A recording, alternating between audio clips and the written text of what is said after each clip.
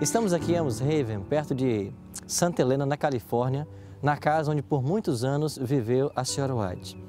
Pastor Tim, qual a importância desta casa na vida da Sra. White? A Sra. White viveu na Austrália por quase 10 anos e no ano de 1900 ela retornou para os Estados Unidos, adquirindo essa propriedade aqui em Haven, onde ela passou a fixar residência a partir de outubro de 1900. Isso significa que os últimos 15 anos de sua existência ela passou nessa casa. Ela apreciava muito a sua residência na Austrália e ela chamava de Sunnyside, ali, perto do que seria hoje o nosso colégio de Avondale. Mas essa foi uma residência com a qual ela se identificou muito, até mesmo. E aqui ocorreram muitas coisas interessantes durante esses anos de sua existência, até o seu falecimento no dia 16 de julho de 1915. E nesses anos que ela morou nessa casa, quais foram os principais projetos que ela desenvolveu aqui? Bem, ela continua assistindo algumas reuniões da igreja, como, por exemplo, a famosa conferência de Battle Creek, da Associação Geral de 1901, na qual foi reorganizada a estrutura organizacional da igreja. Ela também escreveu os seus últimos testemunhos daqui, que foram até 1909. E um dos projetos que marcou realmente época aqui foi a questão da revisão do Grande Conflito. A edição original do Grande Conflito havia sido publicada no ano de 1888, mas depois ela sentiu necessidade de algumas revisões ali de informações, bem como também a questão do acréscimo das referências bibliográficas de sua obra, e essa edição definitiva foi publicada em 1911. Então foi realmente um projeto muito importante que ela desejava ter realizado antes, mas finalmente ela conseguiu a concretização desse sonho.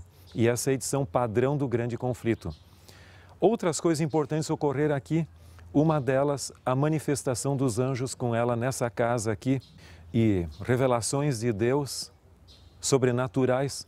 Então é um lugar onde muito de perto, na fase final da profetisa, ela experimentou o senso da presença de Deus com ela, até seu falecimento em julho de 1915, e ela, depois do seu falecimento, ela teve 3 cerimônias fúnebres, uma aqui próximo mesmo, outra no sul da Califórnia e a última no dia 24 de julho de 1915 em Battle Creek, onde ela foi sepultada porque lá já estavam alguns membros de sua família sepultados, como no caso o seu esposo e 2 de seus filhos e alguns outros familiares. Portanto, esse foi o apogeu, podemos dizer assim, da fase de uma carreira profética de cerca de 70 anos. Ok, vamos conhecer um pouco mais então desta casa, da história desse lugar, que por certo trará preciosas lições para mim e para você.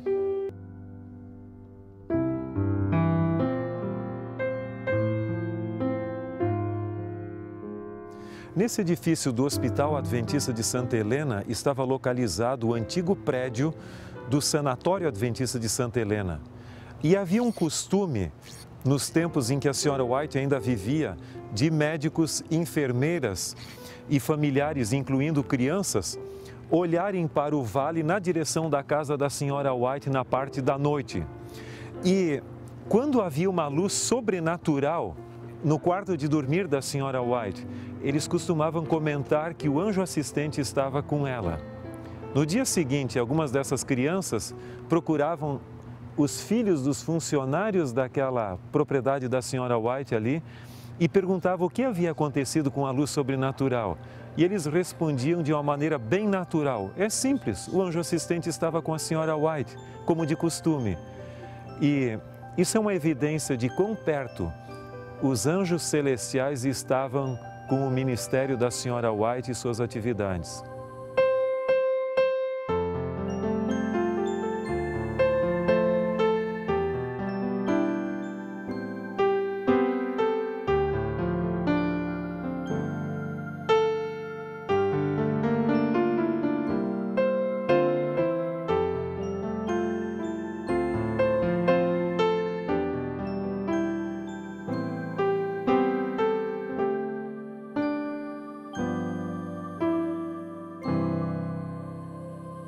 Pastor Tim, fale sobre Ellen G. White como mãe. Essa é uma grande luta que ela teve e não é muito fácil de nós entendermos, porque ela chegou a um ponto na sua vida em que ela deu orientações sobre como educar os filhos e nem tudo aquilo que ela mesma havia colocado ela pôde colocar em prática. Porque ela foi chamada a um ministério profético e esse ministério profético envolvia viajar e deixar seus filhos pequenos na mão de outras pessoas para cuidar. Isso era muito traumático para ela. Chegou num ponto em que ela pediu até que Deus, quem sabe, passasse para outra pessoa essa responsabilidade como profeta. Mas Deus lhe disse que o Senhor proveria pelos filhos. Inclusive, ele disse o seguinte, que se os filhos fossem um empecilho para ela cumprir o seu ministério, o mesmo Deus que deu os filhos também poderia tirá-los. E ela decidiu ser obediente à voz de Deus e ao chamado. Esposa. Ela amava profundamente a Tiago White, desde o casamento. Não quer dizer que eles não tivessem alguma desavença, alguma dificuldade ali, de menor monta, que é comum dentro de um casamento. Ou seja, na vida a dois. Mas na fase final da sua vida, Tiago White ele ficou esclerosado. E o problema de esclerose, quem sabe, a pessoa tem seus altos e baixos. Às vezes, ele chegava em casa e dizia, puxa, Ellen, você quer me deixar morrer de fome aqui com essa comida que está me fazendo ali e tal? E a comida era a mesma de antes. Mas ela sabia que ele não estava plenamente ciente do que estava falando ali. Ela chegou a desabafar em uma série de cartas para uma amiga alguns dos problemas que ela teve ali. Se você pegar uma dessas cartas e ler isoladamente, você pode ter uma surpresa. Mas se você as colocar dentro do contexto de que ele já não estava plenamente de são juízo, é mais fácil de entender. Eu creio que uma das maiores evidências de que ela amava muito a Tiago White é que depois de estar viúva já por algum tempo, um amigo chamado S.N. Haskell, que também estava viúvo, propôs a ela casar com ela. Mas a resposta de Ellen White foi clara e ao ponto. No meu coração há lugar para apenas um homem, que se chama Tiago White. Ela já era viúva nessa ocasião, né, pastor? Era viúva, mas mesmo viúva, ela não esqueceu o amor de sua vida. E ela muitas vezes lamentava. Ela até certa vez sonhou com ele, com Tiago White no caso, depois de ele já ter morrido. E algumas pessoas exploram esse sonho como dizendo que seja de natureza espírita, de forma alguma.